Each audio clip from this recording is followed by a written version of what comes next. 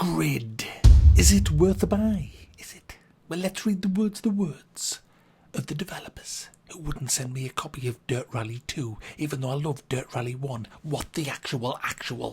Grid is a racing experience like no other, offering unrivaled wheel-to-wheel racing for everyone, where every race is unpredictable as you create rivals and nemesis on your road to conquering the world of motorsport. Buy now and get your heart racing. Now, a lot of you know I love my car racing games. I love my steering wheel. I love my PC. I love everything, guys. Flowers and love and beautiful things. Except British politics. I don't go there. Now, Grid has a large past, which I'm not going to go into because who cares? Let's talk about what this is in 2019. It's an arcade racer, guys. Now, I don't normally like arcade races because they are arcadey.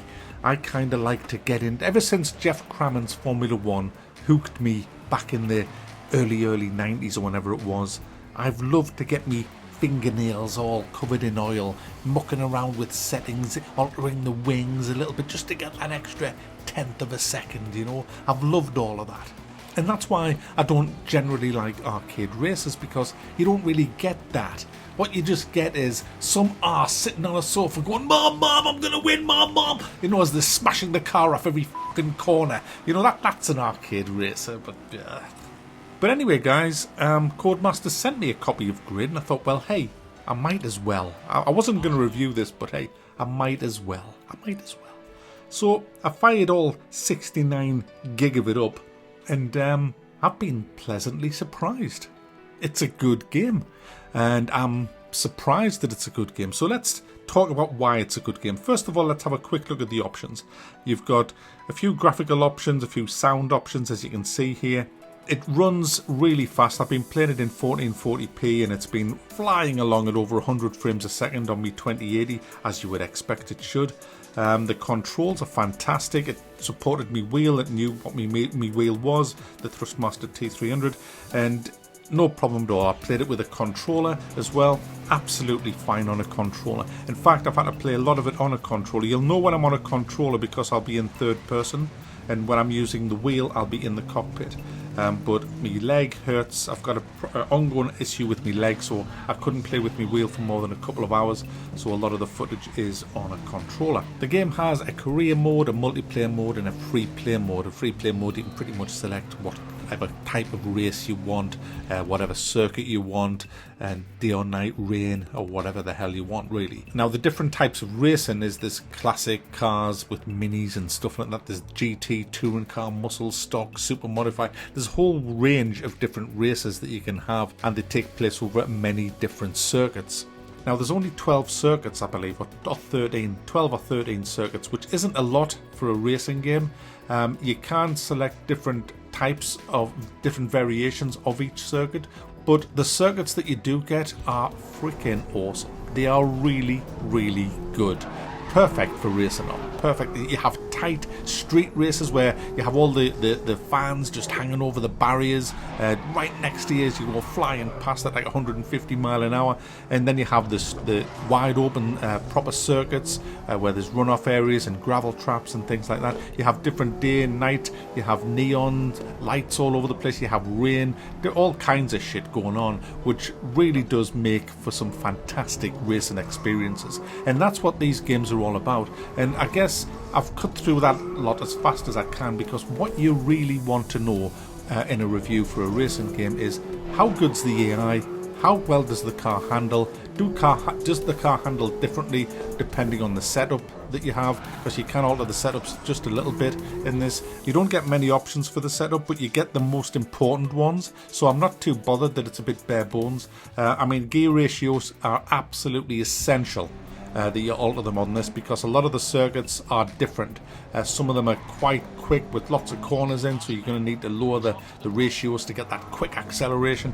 Also as well, the way the cars handle is fantastic, and being able to control oversteer and understeer is another essential factor, because you will want to use your brake to create oversteer, sometimes going into a corner so you can drift around depending on how many corners there is and how tight they are. So you get the necessity of what you need when you're actually racing. Now, like all my race reviews, I like to show long, uncut segments of racing because that's what you want to see. You don't want to see cuts every time there's a tricky corner coming up or a dodgy overtake.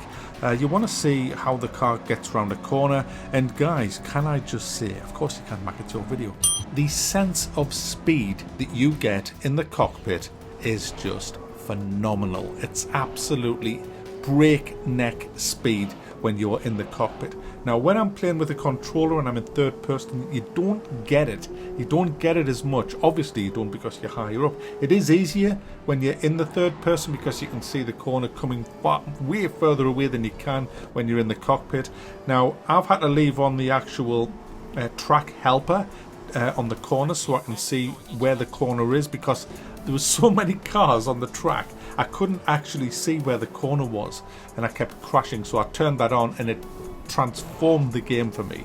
I mean, normally as you watch my other videos of car racing, I never have any of the aids on like that on the track, simply because I don't like it in the Formula 1 ones, but in this one I actually recommend it, unless you know the circuit, but the circuits are always changing and the races are so short when you're going through the championship that you don't really have much time to learn each circuit. So I found leaving that on an absolute godsend. It was fantastic, going around the corners and you can see when you need to brake, whether you're going too fast or not. It just gave you that much more fun.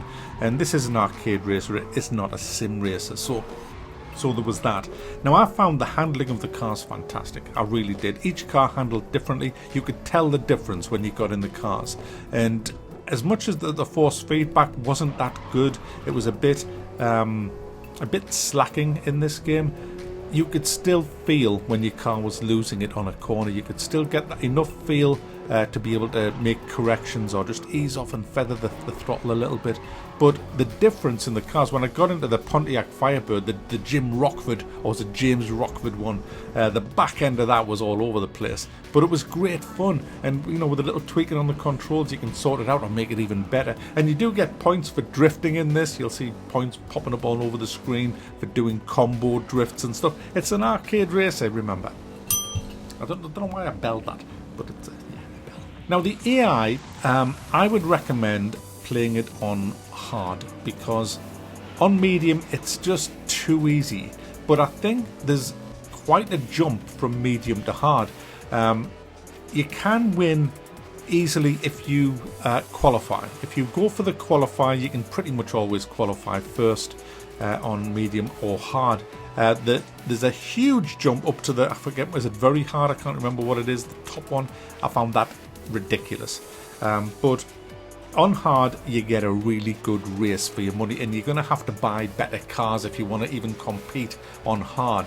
Now, as you win each race, you will get points and you will level up, which unlocks more races and little kind of aesthetical things.